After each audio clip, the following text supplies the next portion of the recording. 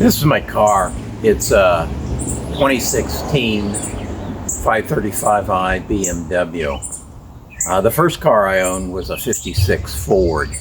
That car had a life expectancy of somewhere around 50 to maybe 70,000 miles. This car, on the other hand, has a life expectancy of probably easily 150. If I follow the maintenance program and come for all the recalls or anything, it could probably go 300,000 miles. My point is that the life expectancies of cars have increased dramatically over the years, and that's because of better manufacturing and better technology. And right now, it's the reason it could make 300,000 miles is because of all the technology that's in it. That car has 140 sensors that actually sends into the cloud 560 megabytes of data a day when I'm driving it. We're in the middle of a crisis, so I'm not driving it much anymore. But within that car, it sends up not only the GPS data, but all the workings of the automobile, the temperature of the oil, the tire pressure, the temperature of the water, my driving habits, and it compares it into the cloud with all the other 2016 535i BMWs in the world. And so if somebody has a problem with their BMW in Germany, and my car becomes aware of it, or at least the mechanics become aware of it. When I take it in for service, they take the key and they put it in a device, and it downloads all the data from the car, and then also gathers the information from all the other 535 BMWs in the world and tells them what they need to look at relative to how these other thousands or hundreds of thousands of cars are functioning at this time. The reason I'm talking about this is we have made a tremendous increase in the life expectancy of automobiles through the use of technology. And if you've watched some of my videos, you know I believe that this same technology is available to increase the life expectancy of this body, or at least your body, particularly if you're in your 20s and 30s. How is that going to happen? So my car is throwing 560 gigabytes a day when I'm driving into the cloud, and it's making my car's life expectancy go longer because that data is being compared with millions of other, or hundreds of thousands of other BMWs or other automobiles. And then that is being fed back to my dealer and being fed back to me to help me maintain my car better. Well, what if every morning when I came into the bathroom to brush my teeth, I took my electric toothbrush and it had sensors in the bristles. And those sensors were lined up with 5G.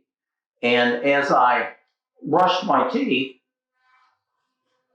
the saliva in my mouth was analyzed and pushed into the cloud, and my saliva was compared to millions of other people. Well, isn't that what they do when you drive up to a test? They swab the inside of your mouth, and then they send it off to a lab. And 2 or 3 days later, they come back and they tell you if you've got the virus. Well, what if I could do that every morning? And every morning I could analyze my saliva, not only to find out if I've got the virus, to find out if maybe cancer has shown up in my body, or some other form of ailment has shown up in my body. Does that make sense? Wouldn't that be as practical as analyzing my car? What if also I had a little device here that I could put my finger on it and it would prick my finger? Maybe I only did that once a week.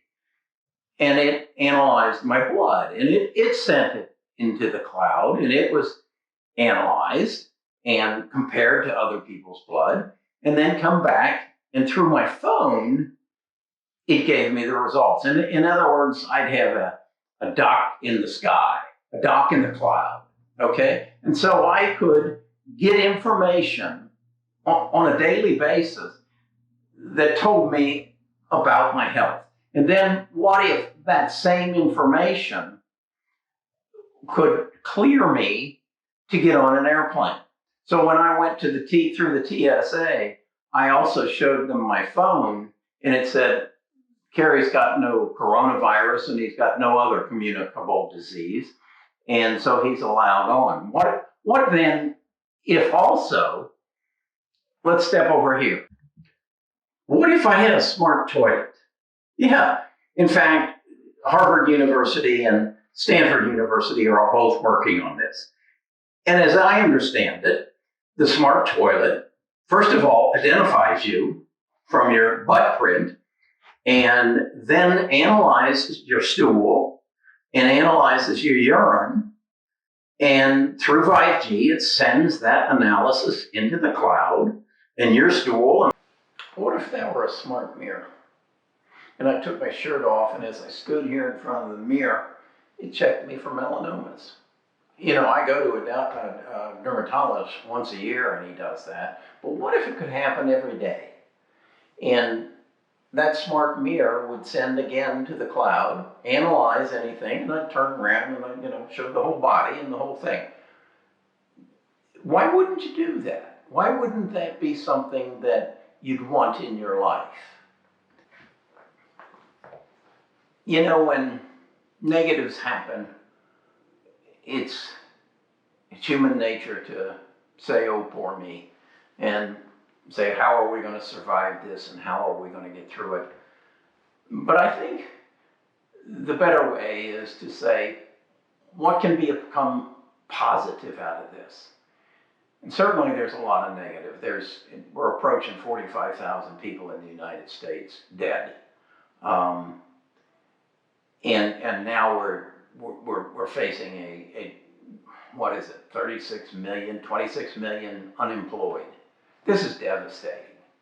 And I am just of the belief that we're in a position with technology to make sure this never happens again, and to make sure that we all live longer and better lives. We just got to have the will to do it. As I said, we've done it for our cars.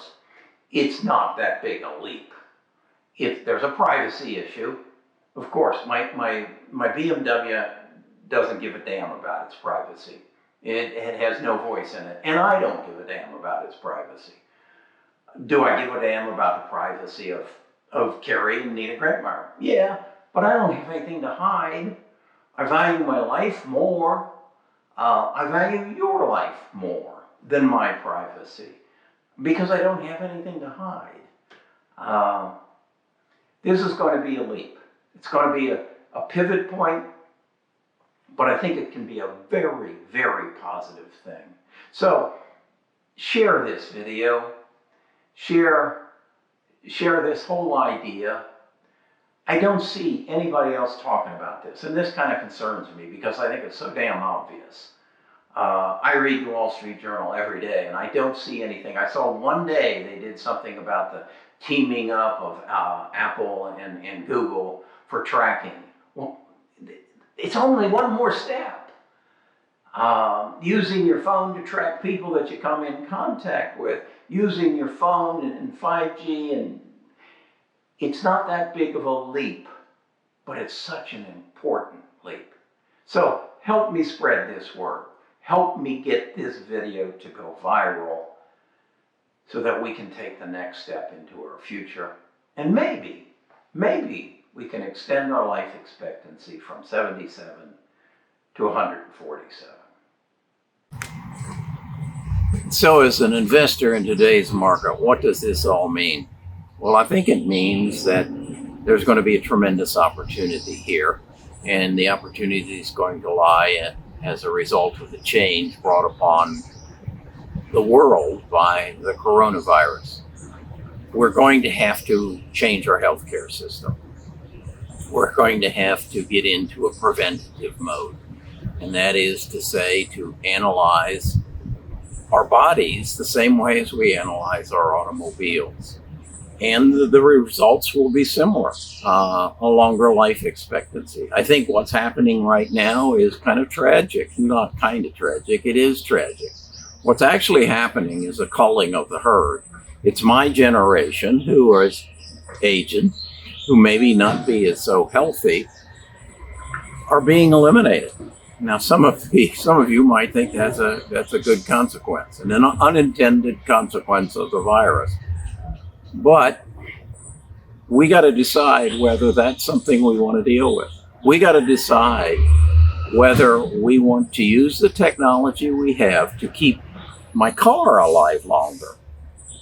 Do I want to use that same technology to keep human beings alive longer? Do I want to use that technology to anticipate what's going to happen in the future and then take preventive action? Again, as we've done with our cars.